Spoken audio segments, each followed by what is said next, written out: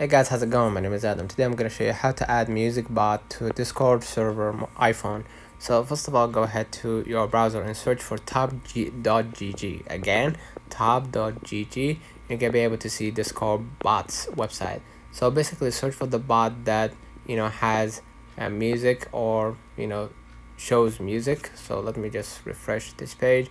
You're going to be able right here to see anime, social, meme, music. Go ahead and click on the music, and you're gonna be able to see many bots right here that you can use for your music. Just go ahead and click, for example, this bot, right?